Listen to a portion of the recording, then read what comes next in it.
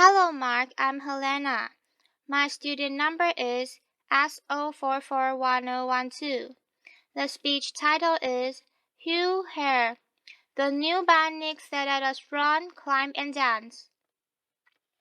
And I'm a freshman in NCUE. Looking deeply inside nature, through the magnifying glass of science, designers extract principles, processes, and materials that are forming the very basis of design methodology. From synthetic constructs that resemble biological materials to computational methods that emulate neural processes, nature is driving design. Design is also driving nature. In realms of genetics, regenerative medicine, and synthetic biology, designers are growing novel technologies, not foreseen or anticipated by nature. Bionics explores the interplay between biology and design. As you can see, my legs are bionic. Today, I will tell human stories of bionic integration, how electromechanics attached to the body and implanted inside the body are beginning to bridge the gap between disability and ability, between human limitation and human potential. Bionics has defined my physicality. In 1982, both of my legs were amputated due to tissue damage from frostbite incurred during a mountain climbing accident. At that time, I didn't view my body as broken. I reasoned that a man being can never be broken. Technology is broken. Technology is inadequate. This simple but powerful idea was a call to arms, to advance technology for the elimination of my own disability, and ultimately the disabilities of others. I began by developing specialized limbs that allow me to return to the vertical world of rock and ice climbing. I quickly realized that artificial part of my body is malleable, able to take on any form, any function, a blank slate for which to create, perhaps, structures that could extend beyond biological capability. I made my height adjustable. I could be as short as 5 feet or as tall as I liked. So when I was feeling bad about myself, insecure, I would jack my height up. But when I was feeling confident and suave, I would knock my height down a notch, just to give the competition a chance. Narrow-edged feet allow me to climb steep rock fissures where the human foot cannot penetrate, and spiked feet enable me to climb vertical ice walls without ever experiencing muscle leg fatigue. Through technological innovation, I returned to my sport stronger and better. Technology had eliminated my disability and allowed me to a new climbing prowess. As a young man, I imagined a future world where technology so advanced could rid the world of disability, or a world in which neural implants would allow the visually impaired to see, a world in which the paralyzed will walk via body exoskeleton.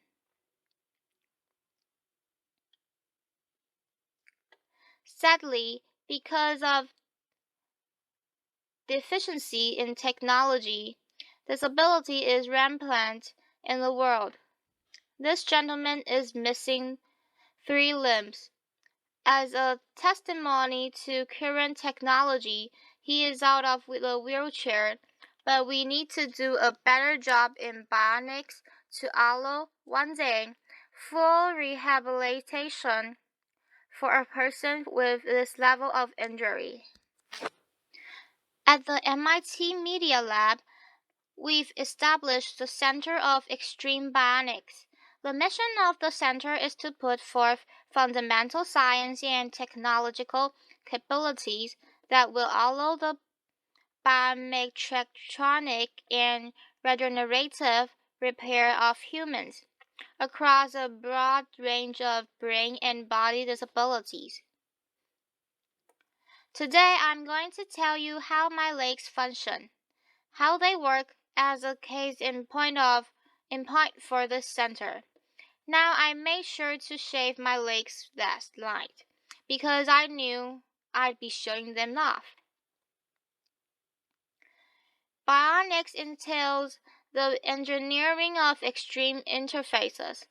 There's 3 extreme interfaces in my bionic limbs. Mechanical, how my limbs are attached to my biological body. Dynamic, how they move like flesh and bone. And electrical, how they communicate with my nervous system. I'll begin with mechanical interface. In the area of design, we still do not understand how to attach devices to the body mechanically. It's extraordinary to me that in this day and age, one of the most mature, oldest technologies in the human life timeline, the shoe, still gives us blisters. How can this be? We have no idea how to attach things to our bodies. This is the beautifully lyrical design work of Professor Neri Oxman at the MIT Media Lab, showing spatially varying exoskeletal impedance shown here by color variation in this 3D printed model. Imagine a future where clothing is stiff and soft when you need it for optimal support and flexibility without ever causing discomfort.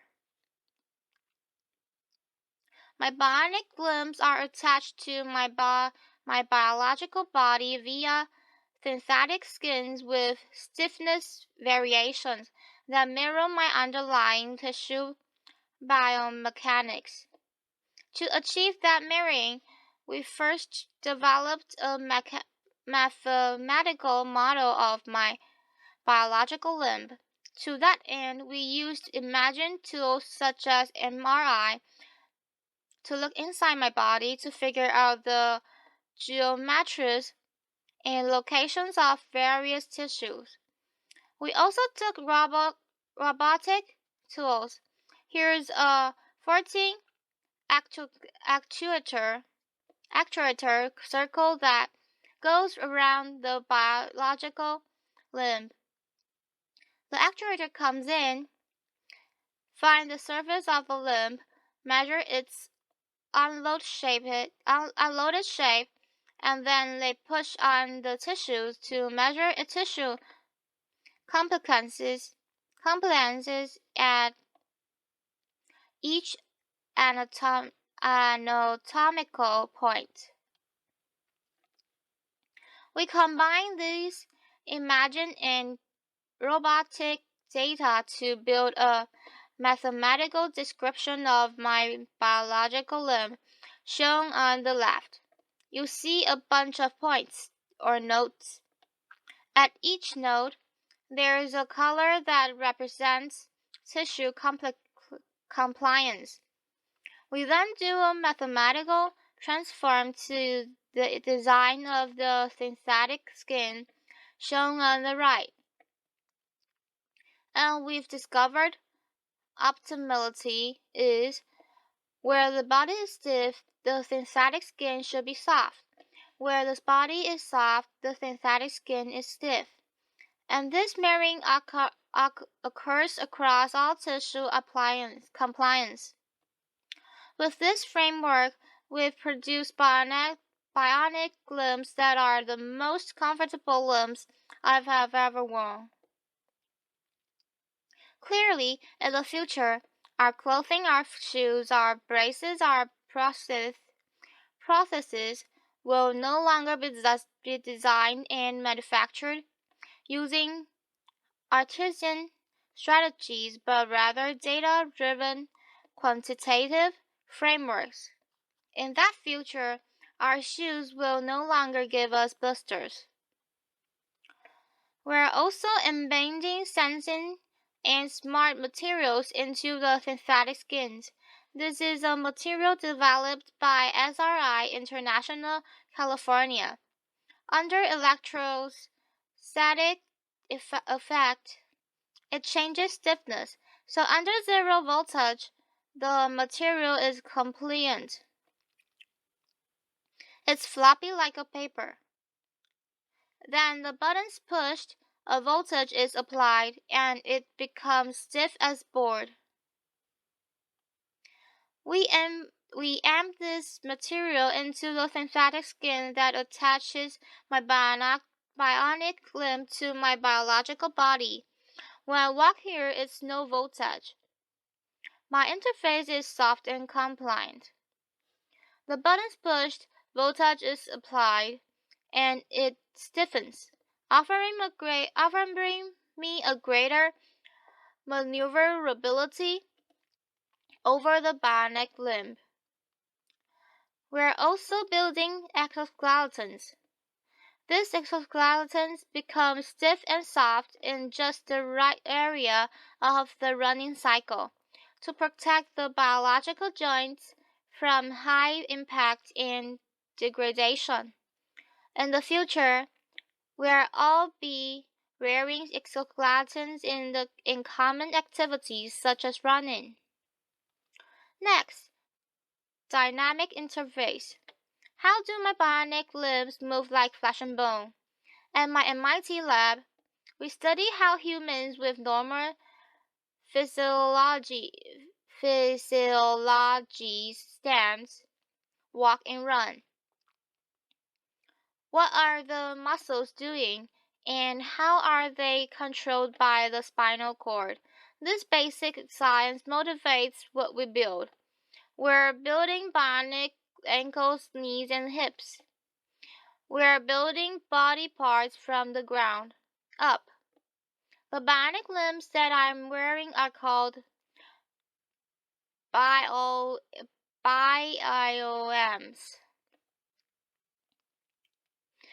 They've been fitted to nearly 1,000 patients, 400 of which have been wounded U.S. soldiers. How does it work? At heel strike, under computer control, the system controls stiffness to attenuate the shock of the limb hitting the ground. Then at mid-sense, the bionic limbs outputs high torques and powers to lift the person into the walking stride, comparable to how muscles work in the calf region. This bionic propulsion is very important clinically to patients. So on the left, you see the bionic device worn by a lady. On the right, a passive device worn by the same lady that fails to emulate normal muscle function, enabling her to do something everyone should be able to do: go up and down their steps at home. Bionics also allows for extraordinary athletic feats. Here's a gentleman running up a rocky pathway. This is Steve Martin, not the comedian who lost his legs in a bomb blast in Afghanistan. We're also building exoskeletal structures using these same principles that wrap around the biological limbs. This gentleman does not have any leg condition, any disabilities. He has a normal physiology physiology.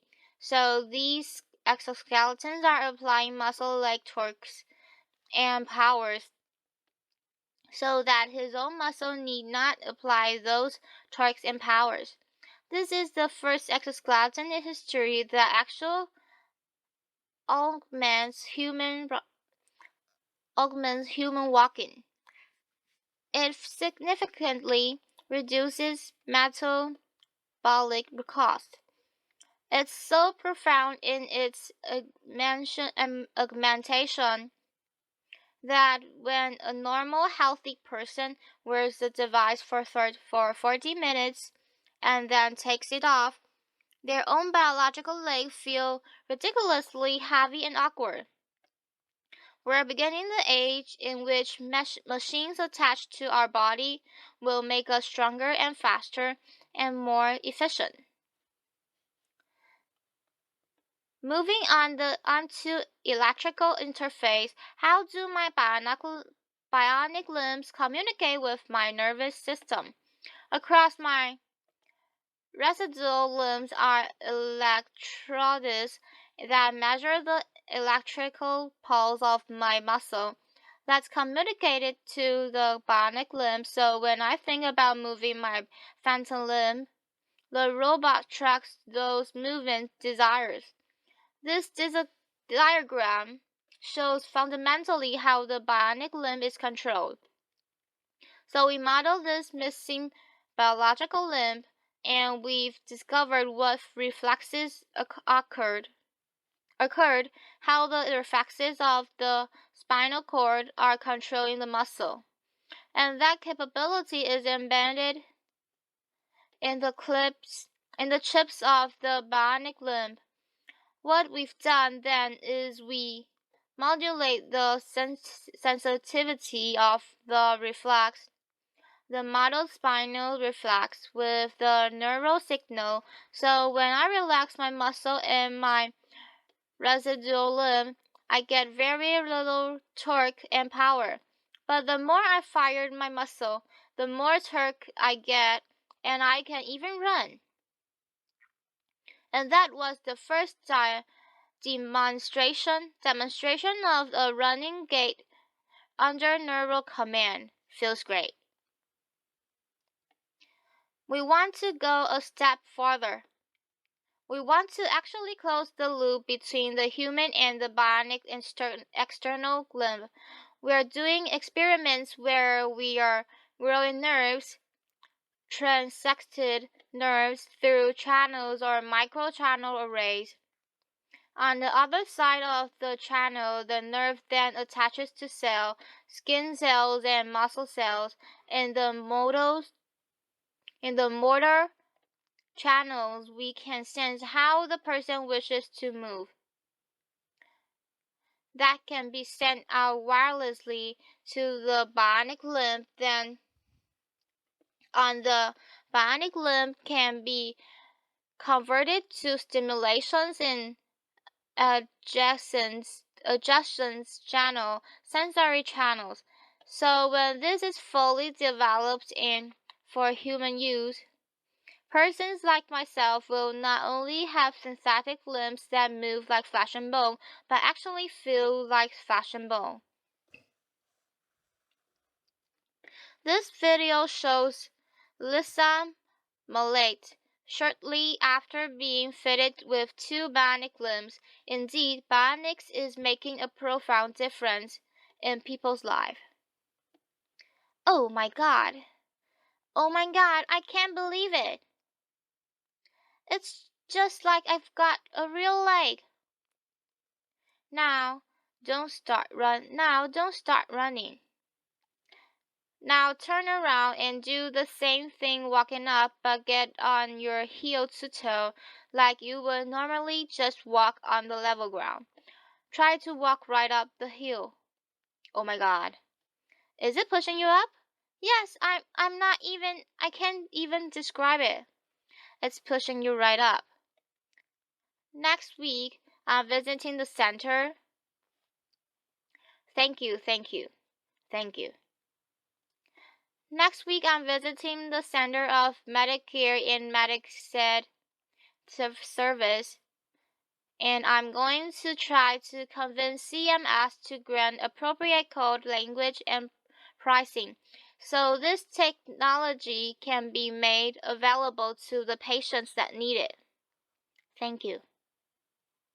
It's not well appreciated, but over half of the world's population suffers from some form of cognitive, emotional, sensory, or motor condition, and because of poor technology, too often conditions result in disability and a poor quality of life.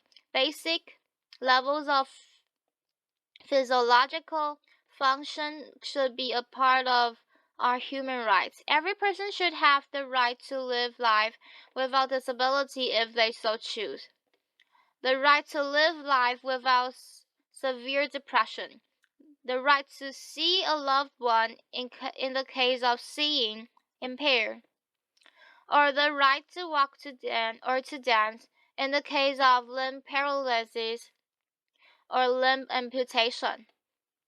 As a society, we can achieve these human rights if we accept the proposition that humans are not disabled. A person can never be broken. Our built environment, our technologies are are broken and disabled. We the people need not accept our limitations, but can transcend disability through technological innovation. Indeed, through fundamental advances in bionics in this century, we will set the technological foundation for an enhanced human experience and will end disability. I'd like to finish up with a beautiful story. The story of Adrienne Hazlitt Davis. Adrienne lost her left leg in the Boston terrorist attack. I met Adrienne when this photo was taken at Spalding Rehabilitation Hospital. Adrienne is a dancer, a ballroom dancer. Adrienne breathes and lives dance. It is her expression. It is her art form. Naturally, when she lost her limb in Boston terrorist attack, she wanted to return to dance floor. After meeting her and driving home in my car, I thought, I'm an MIT professor. I have resources. Let's build her a bionic limb to enable her to go back to her life of dance. I brought in MIT scientists with expertise in prosthetics, robotics, machine learning, and biomechanics. And over a 200-day research period, we studied dance. We brought in dancers with biological limbs, and we studied how they move, what forces they apply on the dance floor, and we took those data and we put forth fundamental principles of dance, reflexive dance capability, and we embedded that intelligence into the bionic limb. Bionics is not only about making people stronger and faster. Our expression, our humanity can be embedded into electromechanics. It was 3.5 seconds between the bomb blast in the Boston terrorist attack. In 3.5 seconds, the criminals and cowards took Adrienne off the dance floor. In 200 days, we put her back. We will not be intimidated, brought down, diminished, conquered, or stopped by acts of violence. Ladies and gentlemen, please allow me to introduce Adrienne Hazlitt Davis, her first performance since the attack. She's dancing with Christian Leitner.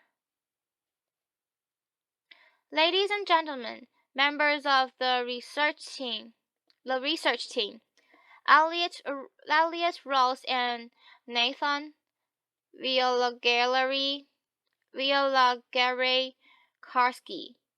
Elliot and Nathan.